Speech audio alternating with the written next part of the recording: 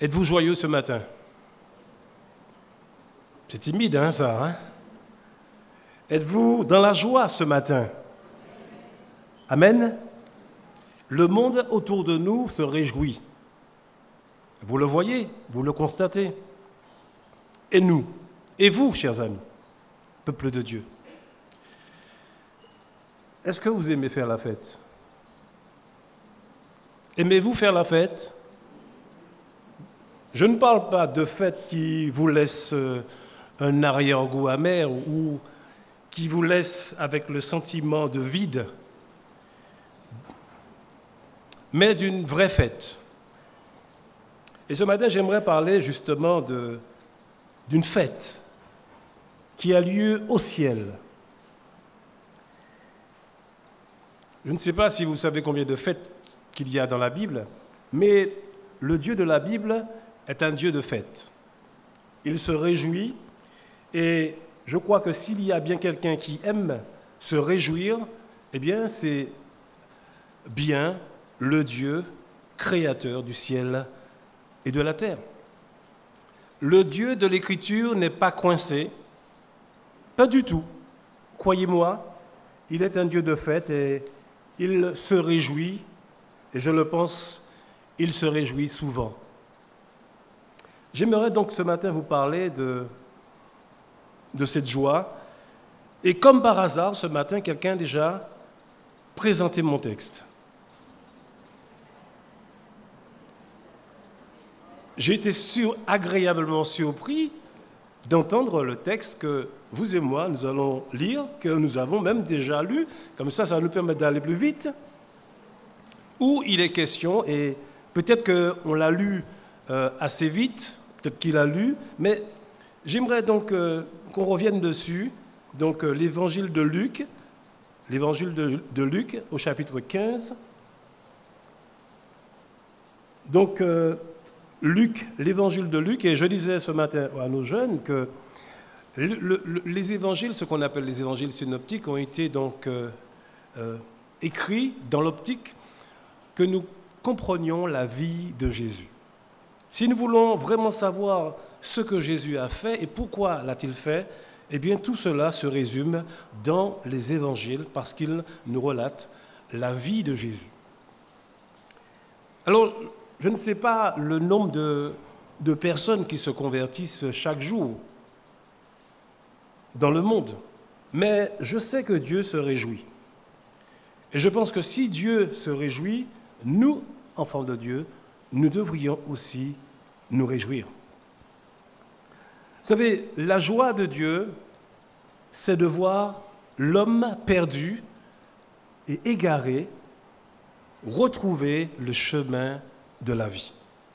La joie de Dieu, c'est de voir le pécheur perdu et égaré retrouver le chemin de la vie. Et ça aussi, en tant que chrétien, je devrais être aussi sensible à cela.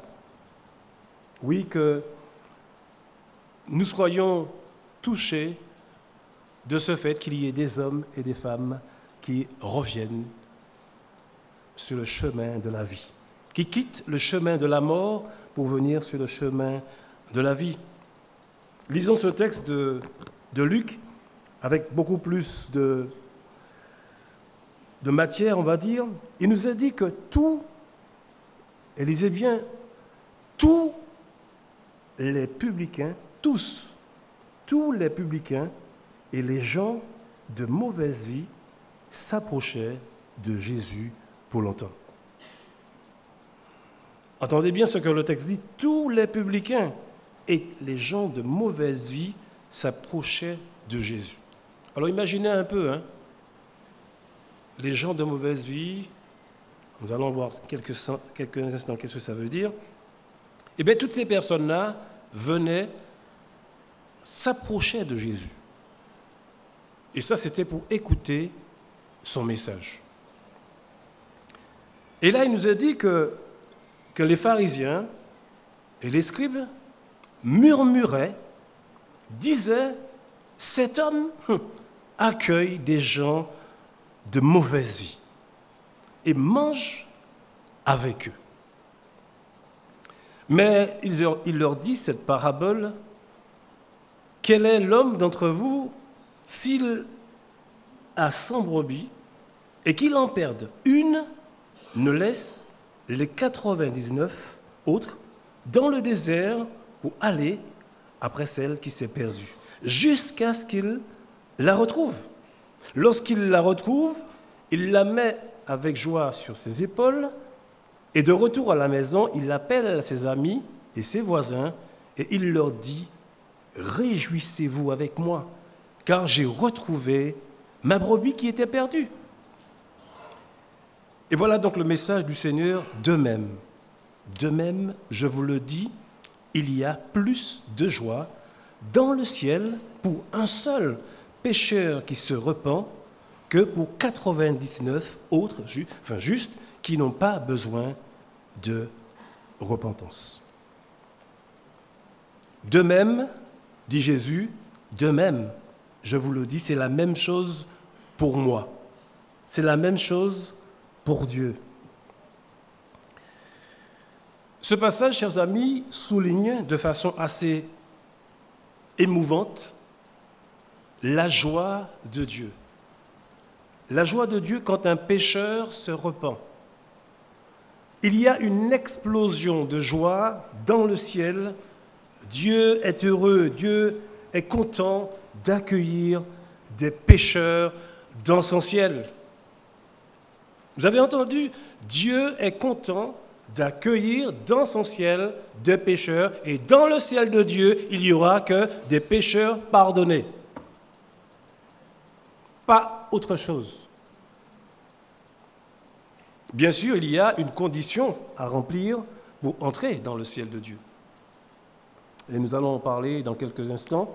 Mais d'abord, venons-en à ce texte qui nous dit au premier verset que tous les publicains et les gens de mauvaise vie s'approchaient de Jésus pour l'écouter, pour l'entendre.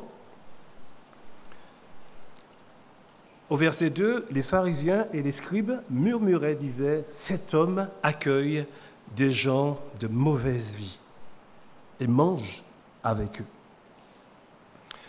C'était, chers amis, une accusation qui revenait assez souvent, un reproche qui était fait à Jésus, qui sortait assez souvent, je dirais, de la bouche de ces chefs religieux de l'époque, que Jésus était l'ami des pécheurs, l'ami des gens de mauvaise vie. D'ailleurs, dans les évangiles synoptiques, Matthieu, Marc, Luc, eh bien, on retrouve plusieurs fois cette accusation. Oui, cette accusation que le Fils de l'homme mange, boit, il est un mangeur, un buveur, et qu'il s'assoit, et qu'à sa table s'assoient des pécheurs, des pécheresses, voilà, des gens de mauvaise vie, comme cela est dit. Donc c'était une accusation qui revenait assez souvent des responsables, et cette accusation était-elle fondée? Pourquoi cette accusation était-il interdit de fréquenter cette classe de la population? Il faut dire, chers amis, qu'à cette époque, du temps de Christ, les publicains et ceux qu'on appelle les gens de mauvaise vie étaient donc très mal vus. Ils étaient très mal vus justement par ces chefs religieux. Ils étaient mal vus, ils avaient une mauvaise réputation.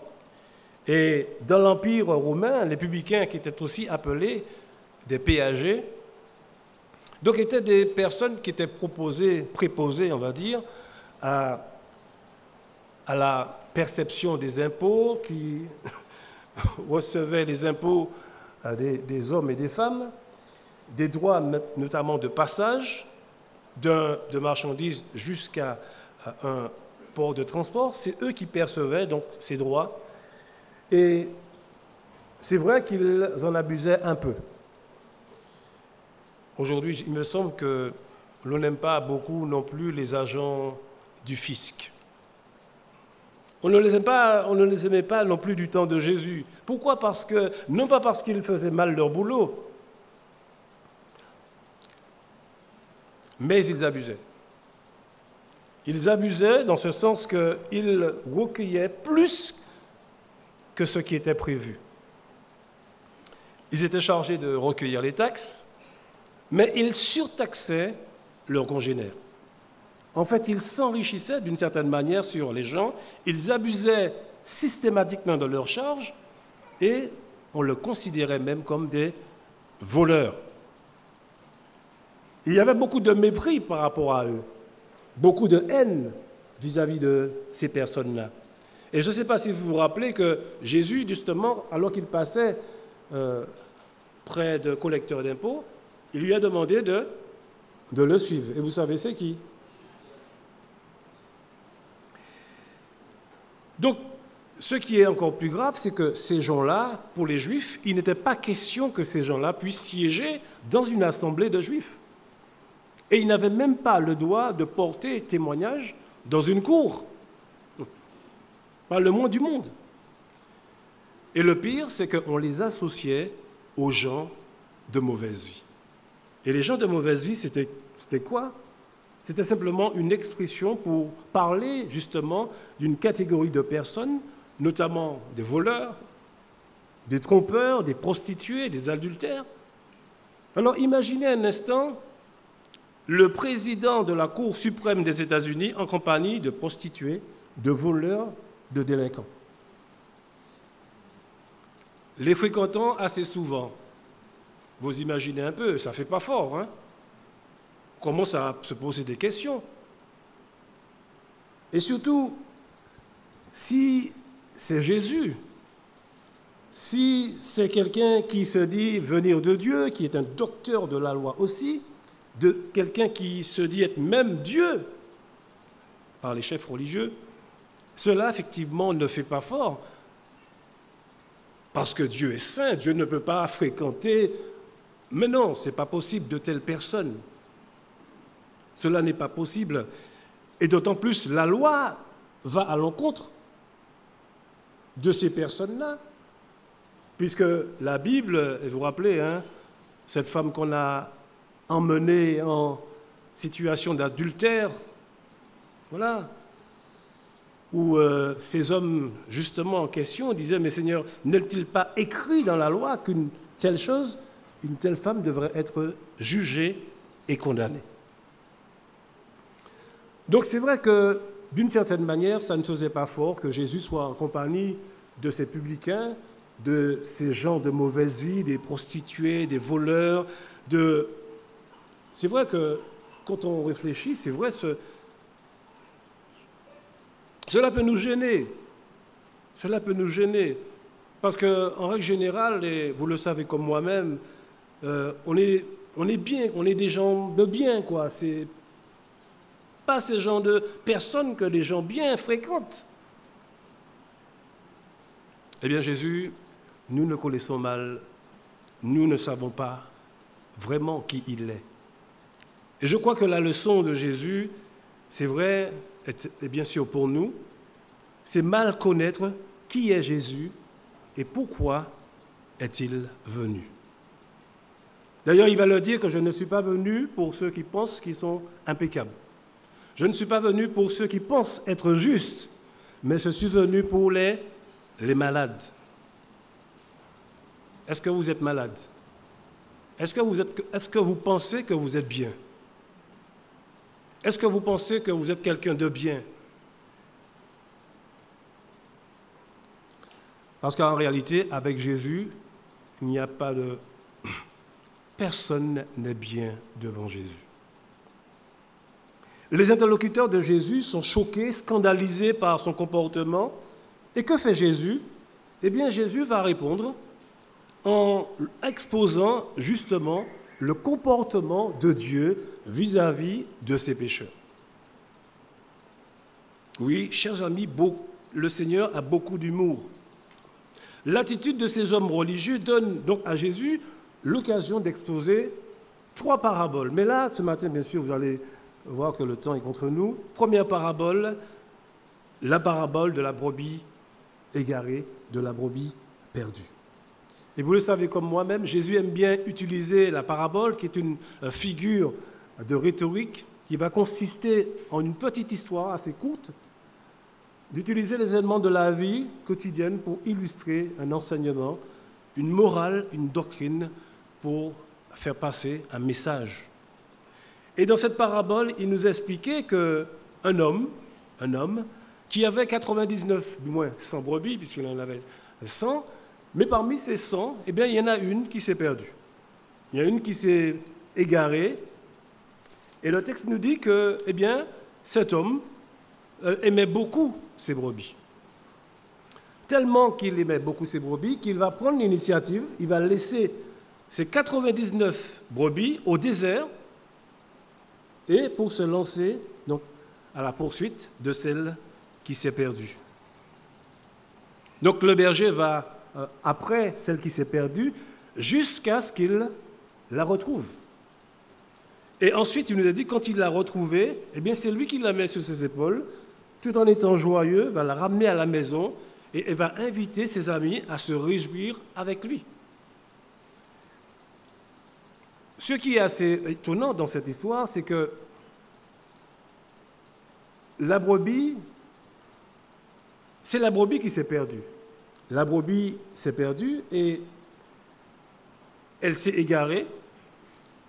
Et au sujet de cette brebis, il est question que c'est elle qui s'est perdue, c'est elle qui s'est égarée. Et il n'est même pas dit un mot sur la joie d'ailleurs de cette brebis quand on l'a retrouvée. Mais le texte simplement veut mettre l'accent sur l'auteur même, celui qui va prendre l'initiative, parce qu'en réalité, nous allons le voir, on va le voir, que la brebis à elle seule ne pourra pas revenir. Et cette image est très forte, en fait, de la brebis.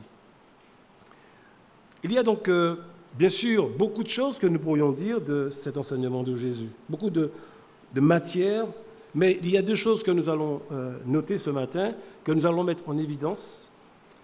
C'est d'abord que la brebis ne sait pas revenir. Si vous connaissez une brebis, vous savez qu'est-ce que c'est. D'ailleurs, l'image, ce n'est pas pour rien que Jésus a pris l'image de la brebis. Vous savez qu'on parle de brebis, on parle de mouton. Vous savez que quand un mouton est entortillé dans une... qu'est-ce qui se passe? Le mouton ne crie pas. Hein? Le cabri va crier. Mais le mouton... Alors, d'où est sortie l'expression mouton comme... Donc, la brebis ne peut pas revenir seule. C'est le berger qui est obligé de partir à sa recherche. Donc, il a fallu que le berger parte à sa recherche. Ceci tout simplement pour nous montrer, nous parler de la réalité d'une chose qu'est le péché. Le péché est aussi la grâce de Dieu. Parce que le péché, qu'est-ce qu'il fait? Eh bien, le péché nous éloigne de Dieu. Dans Ésaïe, au chapitre 53, on peut prendre ce qui est dit. Ésaïe 53, au verset 6, il nous a dit que nous étions tous errants comme des brebis, que chacun suivait sa propre voie. Chacun suivait sa propre voie. Ésaïe 53, au verset 6, il nous a dit que nous étions tous errants comme des brebis. Chacun suivait sa propre voie. Nous sommes en fait à l'image de cette brebis, les hommes sont à l'image de cette brebis qui s'éloigne de Dieu, s'éloigne de ce qui est bien, s'éloigne de ce qui est juste. Et on pourrait très bien se demander, mais pourquoi cette brebis a-t-elle quitté le troupeau? Alors on pourrait simplement dire que peut-être qu'elle en avait envie de s'exposer sur un nouveau chemin, qu'elle avait envie de prendre son indépendance, de ne plus suivre le berger sans doute. Elle avait peut-être entre guillemets, assez d'obéir. Elle voulait faire sa propre vie, sa propre tête, on va dire ça. Mais la conséquence, c'est quoi? La conséquence, c'est qu'elle s'est perdue. Elle s'est égarée. Et c'est ce qui arrive. C'est ce qui arrive lorsque nous nous éloignons de Dieu. Le péché, d'ailleurs, c'est une désobéissance à Dieu qui entraîne une séparation. Et parfois, on se demande pourquoi les choses ne vont pas dans ma vie, pourquoi ça ne tourne pas rond, pourquoi parfois ça tourne carré, comme disait quelqu'un. Ce n'est pas une question d'argent, comme quelqu'un me disait. Non, ce n'est pas une question d'argent parce que justement, certains ont de l'argent et ça tourne toujours pas rond chez eux dans leur vie. Oui, peut-être qu'ils ont une belle maison, peut-être qu'ils ont une belle voiture, ils ont des immeubles. Mais dans leur vie, dans leur cœur, ça ne va pas. Et même, ils n'ont pas la santé, parce qu'on peut avoir de l'argent et puis ne pas avoir la santé. Ne pas avoir la paix, ne pas avoir l'amour, ne pas avoir la joie. Dans Proverbe d'ailleurs, au chapitre 17, au verset 1er, il nous a dit que mieux vaut un morceau de pain sec avec la paix qu'une maison pleine de viande avec que des querelles. Vous voyez noter ce qui est dit? Je préfère être dans une maison où il n'y a que du pain sec, où je sais que je suis content. Je suis content. Que d'être dans une maison où il y a plein de viande et on ne s'entend pas. Diffé calimé, on dirait ça. Oui, nous sommes comme cette brebis, incapables, l'être humain est comme cette brebis, incapable de revenir à Dieu. Parce que le péché nous éloigne de Dieu. Le péché, comme dit la Bible, tous sont privés de la gloire de Dieu. Le péché met une séparation. D'ailleurs, c'est ce que dit le prophète 53, prenez avec moi. Ésaïe 59 rappelle cette réalité criante. Ésaïe 59.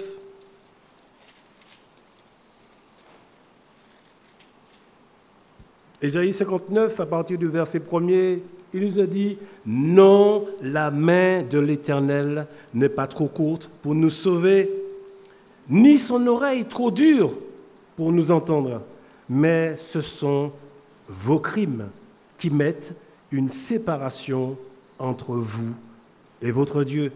Ce sont vos péchés qui vous cachent sa face et qui l'empêchent de vous écouter. Car vos mains sont souillées de sang et vos doigts de crime. Vos lèvres profèrent le mensonge, votre langue fait entendre l'iniquité. Nul ne se plaint avec justice, nul ne plaide avec droiture. Ils s'appuient sur des choses vaines et disent des faussetés. Ils conçoivent le mal dans leur cœur. Ils conçoivent le mal dans leur cœur. Le péché, c'est une désobéissance, mais une désobéissance qui nous emmène au mal. Et je disais que parfois, on se demande pourquoi les choses ne vont pas bien. Et il n'y a pas longtemps, je discutais avec une personne qui me parlait d'une situation catastrophique. Un jeune homme qui n'avait, on va dire qui avait une belle carrière devant lui, prometteur. Mais il a touché à la drogue. Il a touché à la drogue. Et il a suffi d'un petit paquet, comme dit quelqu'un, d'un petit goûter. Et puis voilà, il s'est retrouvé enchevêtré dans un engrenage,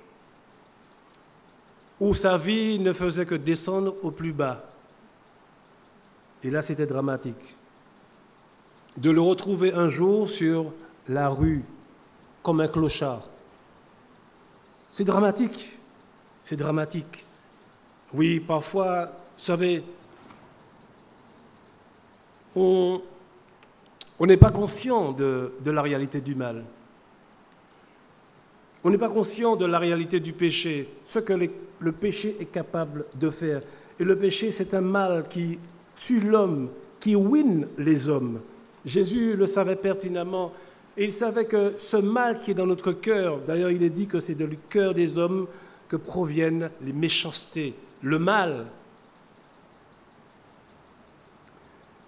Et je pense que qui n'est pas assez honnête de le reconnaître. Et je pense que c'est tout le drame de cette humanité, des hommes, de ne pas admettre cette réalité du mal qui est là en eux. Oui, ce mal qui est là en eux. Le péché, donc, est une réalité qui nous sépare, non seulement qui nous sépare, mais qui fait que nous sommes sous une condamnation. Parce que le péché, c'est un mal, et quand vous commettez le mal, il y a toujours des conséquences quand vous commettez le mal. Vous savez, si vous volez un bœuf, qu'est-ce qu'on fait de vous? Alors, un jeune homme me disait, oui, mais si je vole un bœuf, c'est vrai, mais il faut qu'on m'attrape. Parce que si on ne m'attrape pas, ce n'est pas grave. Je peux voler, mais si on ne m'attrape pas, ce n'est pas grave. C'est m'attraper qui est grave. Parce que quand on m'attrape, c'est vrai que là, c'est fini. On peut me mettre en prison. Vous savez, nous avons encore une manière de définir le bien, les hommes. On est toujours prêt à contourner la loi de Dieu, à contourner la loi des hommes, à toujours justifier notre conduite. Mais devant Dieu, nous n'avons pas raison. Nous ne pouvons même pas nous justifier. Si nous sommes assez honnêtes pour reconnaître que c'est vrai que notre cœur est mauvais, que notre cœur est méchant.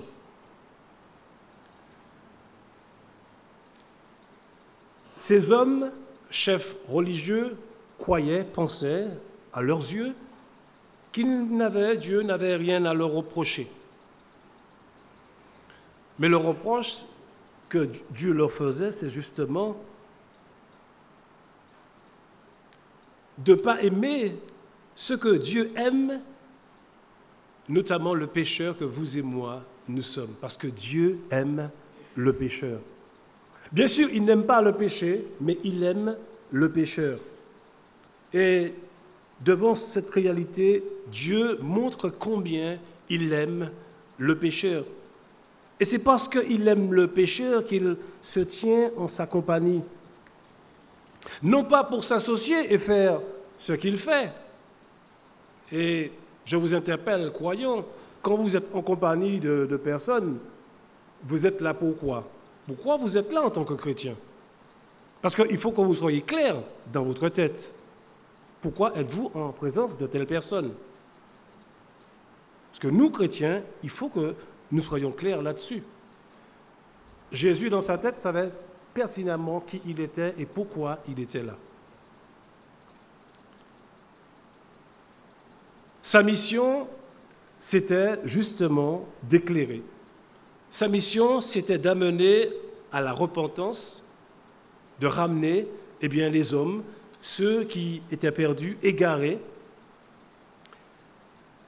Et c'était sa réalité, la réalité du Seigneur, pour montrer à combien il nous aimait.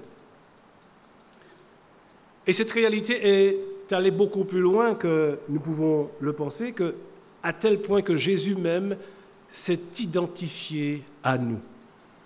Il est devenu comme nous, un simple homme, sans péché, bien sûr, sans péché, vivant parmi les hommes, mais en montrant combien le Seigneur les aimait.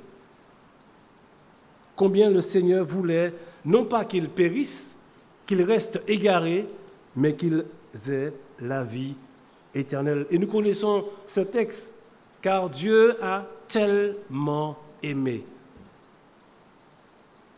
Le monde dont il est question, ce sont les hommes. Bien sûr, Dieu aime sa création, mais Dieu aime l'humanité et les hommes qu'il a créés. Tellement qu'il les aime qu'il a donné Jésus, son sauveur. Et il est dit que dans le but qu'il soit sauvé, qu'il ne soit pas perdu, égaré, mais qu'il soit sauvé. La joie de Dieu, c'est quand un homme comprend cela, quand un homme comprend la nécessité de revenir au Seigneur. Vous savez, l'erreur de beaucoup de personnes, c'est de croire que nous pouvons vivre sans Dieu, que nous pouvons mener notre vie comme bon nous semble, et que de cette manière-là, que nous allons être bien. Dans l'Épître aux Romains, nous n'avons pas beaucoup de temps, mais Paul va faire le constat. Le constat de personnes, et Paul va dire qu'il est en colère, que Dieu est en colère. Parce que c'est vrai que Dieu est content quand quelqu'un se repent, mais quand quelqu'un ne se repent pas, comment Dieu est-il? Eh bien, la Bible nous dit que Dieu est en colère et que la colère de Dieu, d'ailleurs, se révèle du ciel contre toute impiété des hommes qui, justement, sont de mauvaise foi. Ils sont de mauvaise foi. Ils sont de mauvaise foi parce que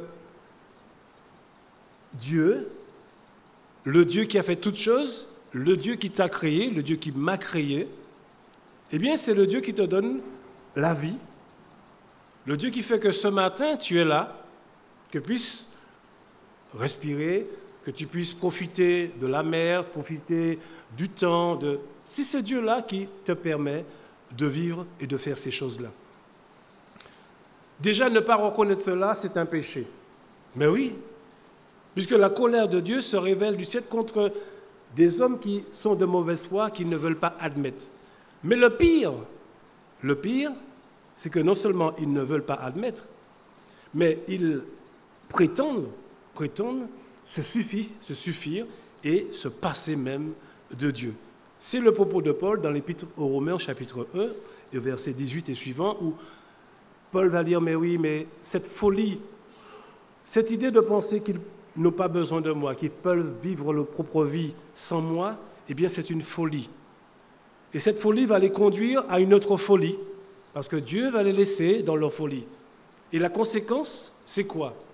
Eh bien, je vous laisse le temps de lire Romains, chapitre 1, et à partir du verset 20 et suivant, qu'une fois que Dieu laisse les hommes dans leur bêtise, eh bien, c'est la bêtise qui emmène la bêtise. C'est la dérive qui emmène la dérive.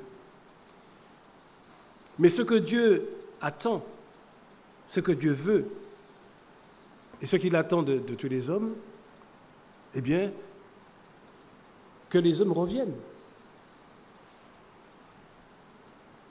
Et vous allez me dire, mais comment vont-ils revenir? Eh bien, Dieu a tout fait pour qu'ils puissent revenir.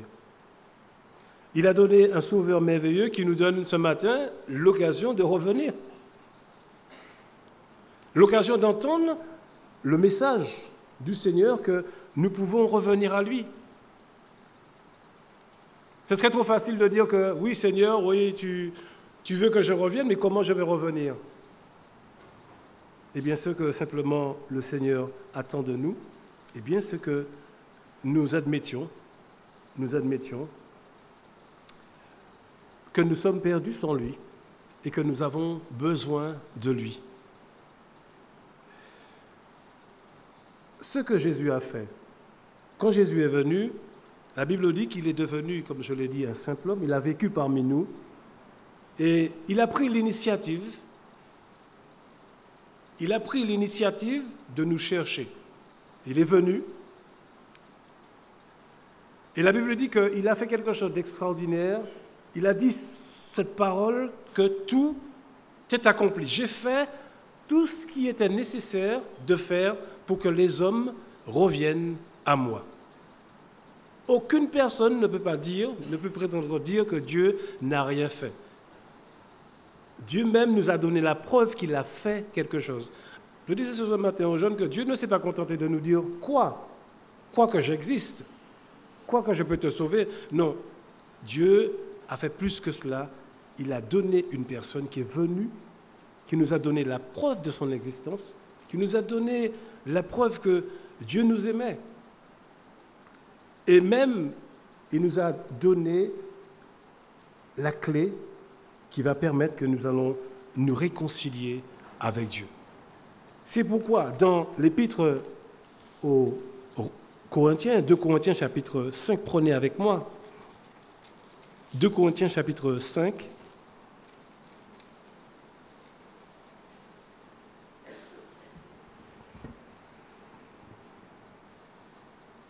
il nous a dit à partir du verset 19, « Car Dieu était en Christ, réconciliant le monde avec lui-même. En n'imputant point aux hommes leurs offenses, il a mis en nous la parole de la réconciliation. » Et Paul va dire, « Nous faisons donc les fonctions d'ambassadeurs pour Christ, comme si Dieu exhortait par nous. Nous vous en supplions, au nom de Jésus, soyez réconciliés avec Dieu.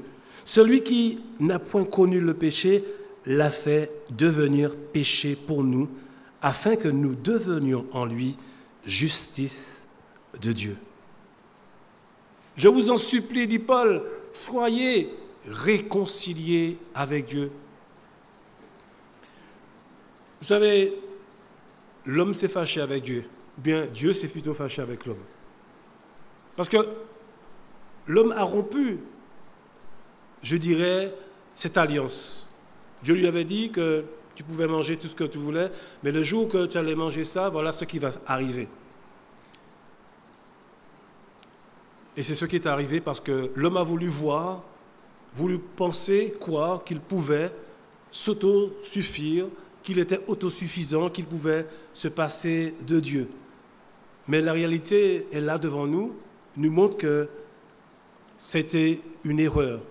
Et c'est toujours une erreur que de croire que nous pouvons vivre sans Dieu. Que nous pouvons vivre, nous passer de Dieu. C'est la grande illusion du monde actuel.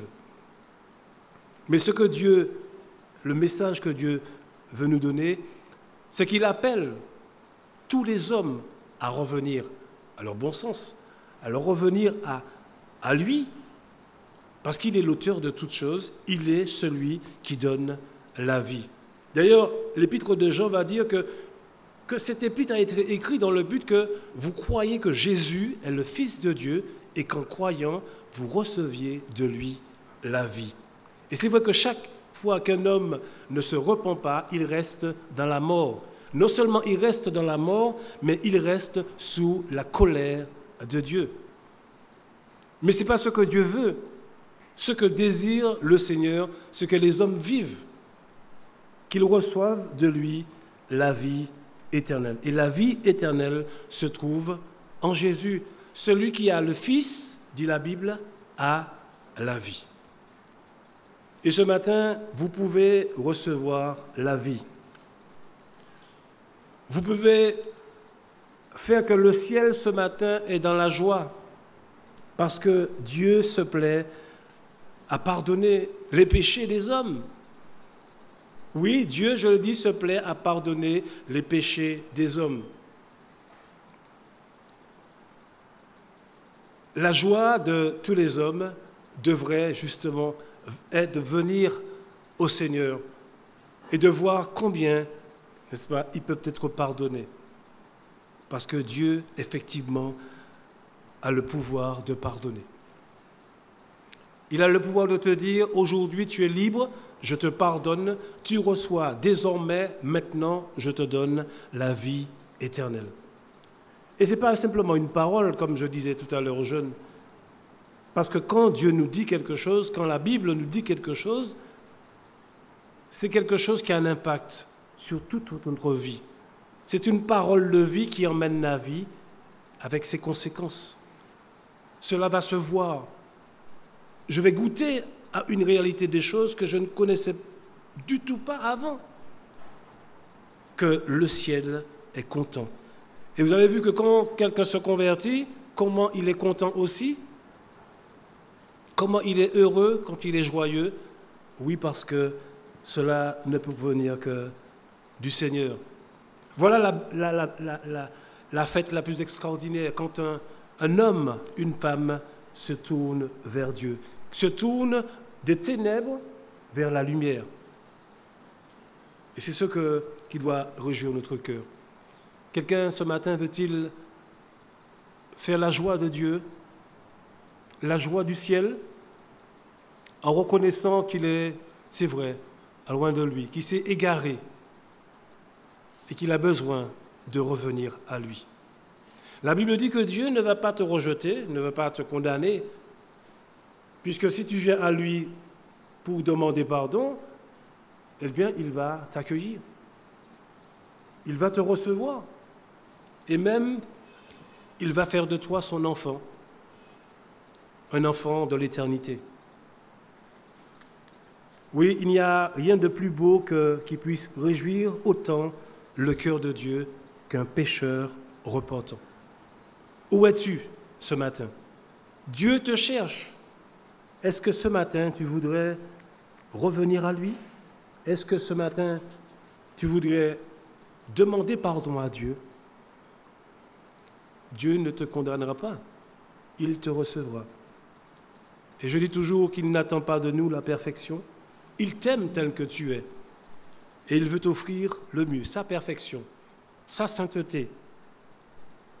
Mais ce que tu as à faire simplement, c'est qu'il attend de toi que tu aies un cœur brisé, un cœur contrit, un cœur humilié. Et c'est dans ces conditions qu'il peut te pardonner. Parce qu'il n'y a pas de péché finalement impardonnable que celui dont on ne se repent pas, c'est tout. La Bible dit que « Voici, je me tiens à la porte et je frappe. Si quelqu'un entend ma voix. » Si quelqu'un entend ma voix, qu'est-ce qu'il fait? Et ouvre, Dieu va entrer et il va souper avec nous. Voilà donc ce que le Seigneur attend de nous ce matin. Oui, la grâce merveilleuse de Dieu trouve sa joie à recevoir les pécheurs que vous et moi nous sommes. Dieu est venu pour cela. Jésus a dit qu'il n'est pas venu pour nous condamner, il est venu pour nous sauver. La condamnation, ce n'est pas maintenant. La condamnation, ce n'est pas maintenant. Et la condamnation n'est pas pour ceux qui sont sauvés. Alors que, donc, nous puissions bien entendre le message du Seigneur. Un Dieu qui se veut proche des hommes, des pécheurs, qui les aime et qui les accueille dans son ciel. Oui, dans le ciel de Dieu, il n'y aura que des pécheurs pardonnés. Voilà donc le message de Jésus.